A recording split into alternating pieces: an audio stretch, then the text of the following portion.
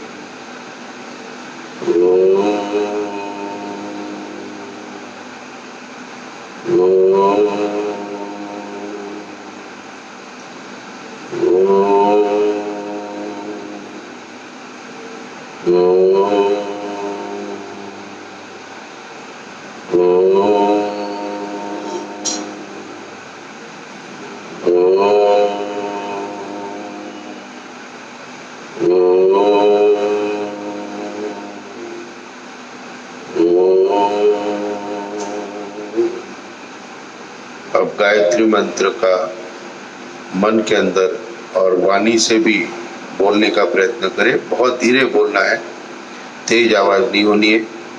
और गायत्री मंत्र का अर्थ में जैसे पहले ईश्वर के स्वरूप के दर्शन करिए और फिर ईश्वर के तेज को हम धारण कर रहे हैं अपने जीवन में, इसको अनुभव करें और हमारी बुद्धि अच्छे कर्मों में प्रवृत्त हो, ऐसी प्रार्थना ईश्वर से करें।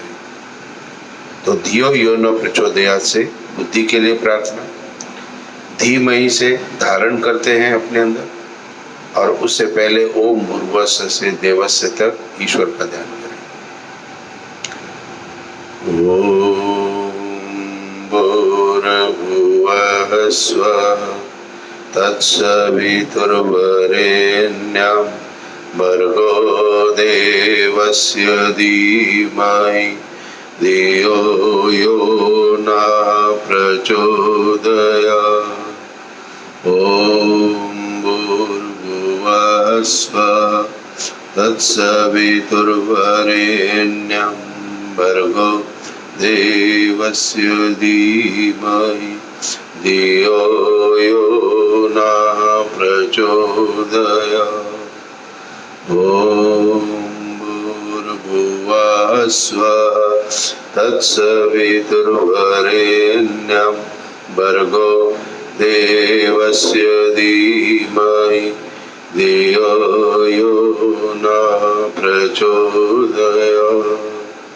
ओम भूर्भुवः स्वः तत्सवितुर्वरेण्यं भर्गो देवस्य धीमहि धियो यो नः प्रचोदयात्।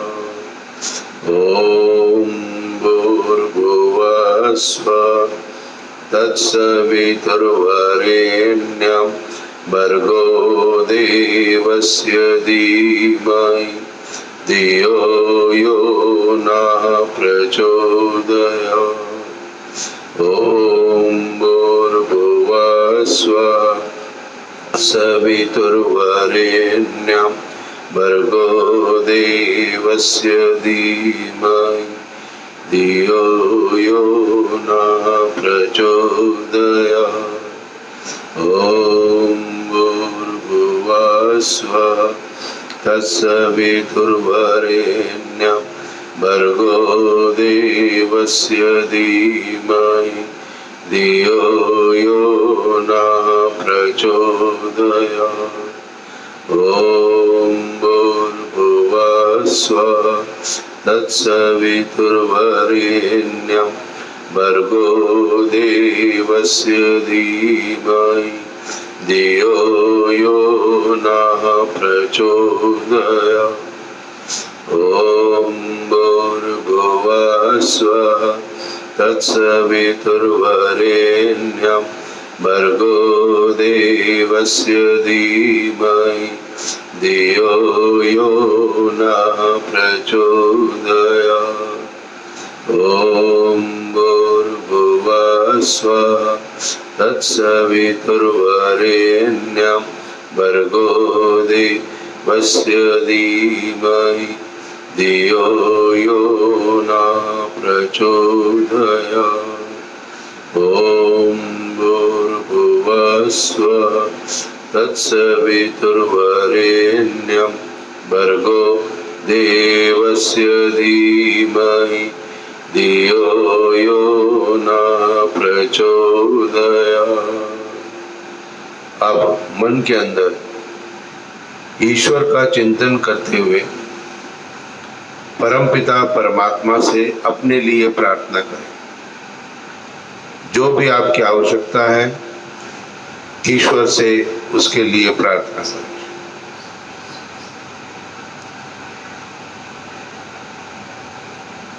मेरे साथ बोलिए, ओम शांति शांति शांति। अब धीरे धीरे आंखों खोल लीजिए, दोनों हाथों को थोड़ा आपस में रगड़ते हुए चेहरे के ऊपर दोनों हाथों को रख। अब यहाँ पर जो लगभग ये 10 मिनट की प्रक्रिया आपने की। आप सबने कई चीजों को अनुभव किया होगा।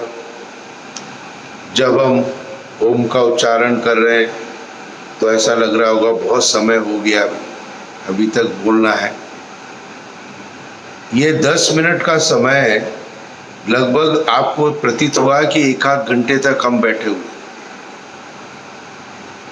जब हम उस ईश्वर की ध्यान और उपासना में जाते हैं तब हम उसके आनंद को प्राप्त करना चाहते हैं, और जब वो आनंद प्राप्त होता है तो हमें लगता है कि अथाह बात प्राप्त हो गई। कितनी देर में? आधा घंटे, 10 मिनट के अंदर। विधि पूर्वक करना, कोई भी चीज है विधि पूर्वक करते हैं तो उसका लाभ प्राप्त होता है। कार चला रहे तो विधि पूर्वक चला रहे, और विधि से नहीं किया तो केवल मात्र कार्य हो सकता है हो जाए, लेकिन उसका अधिक लाभ प्राप्त नहीं होता।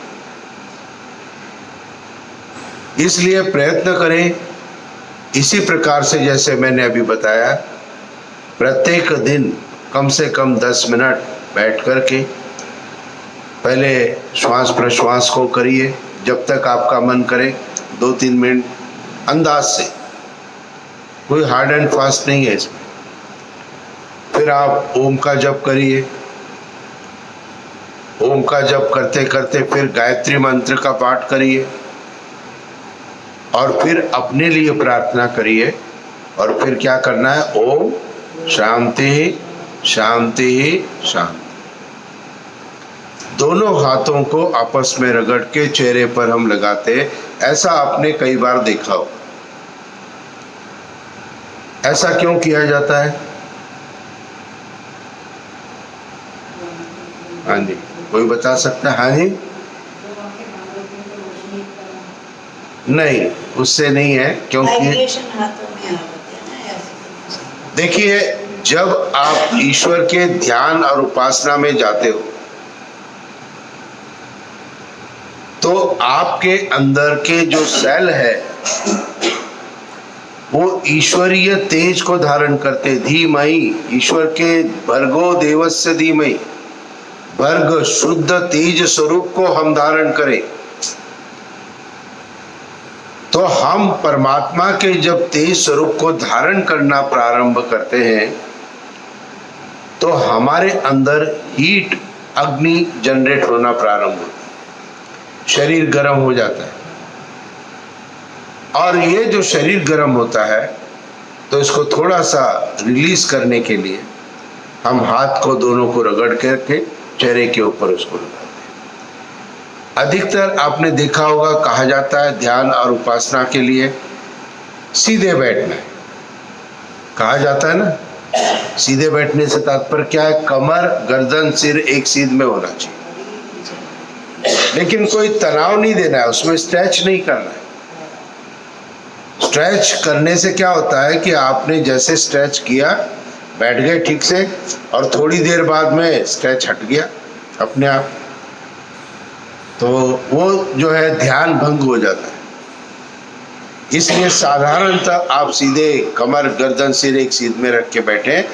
और इसको सीध में रखने के लिए क्यों कहा जाता है?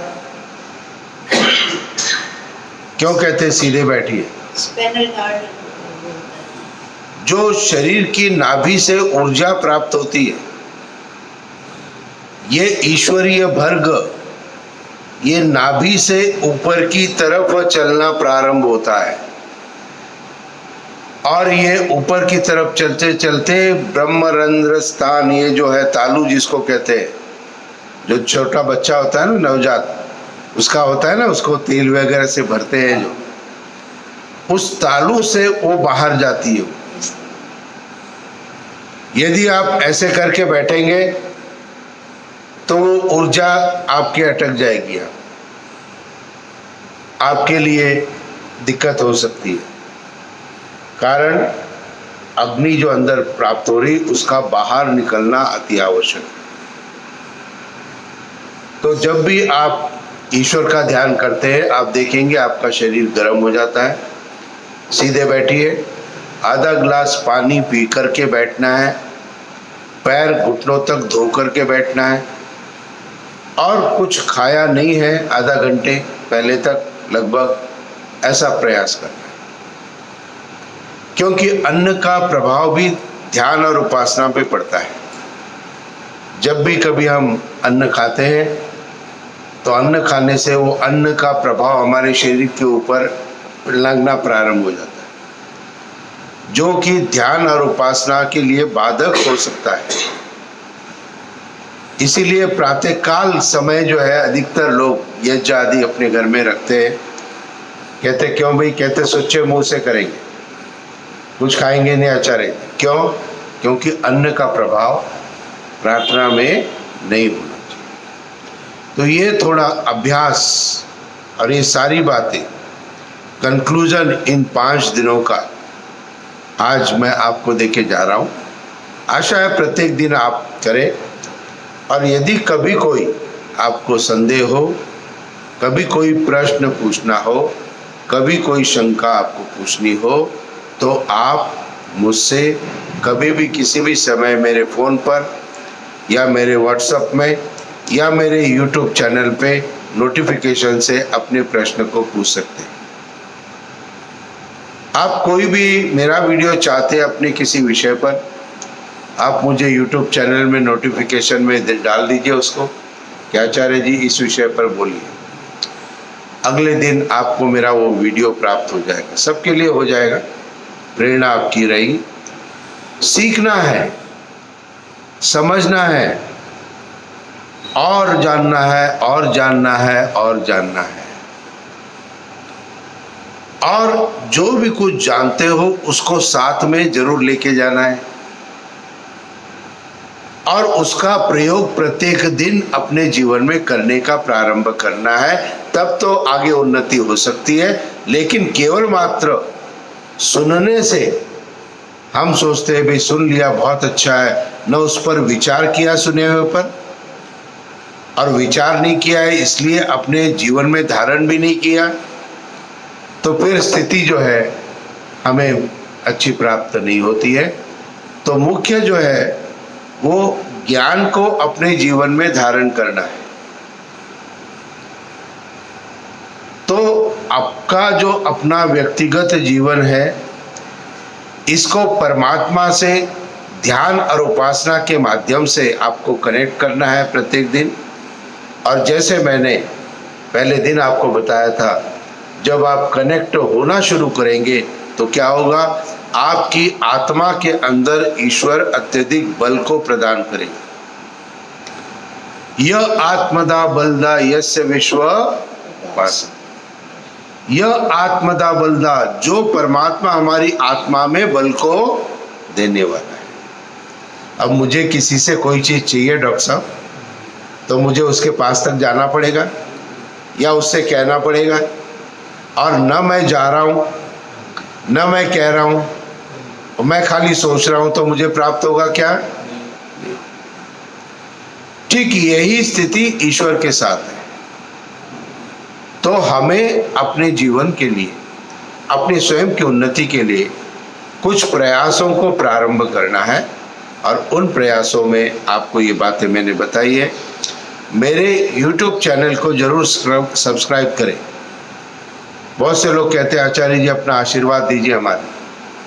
मैं किस किस को चाहिए? बोले पूरे परिवार को चाहिए। क्यों? क्योंकि बच्चों को भी चाहिए, बच्चों को तो बहुत ज़्यादा ही चाहिए।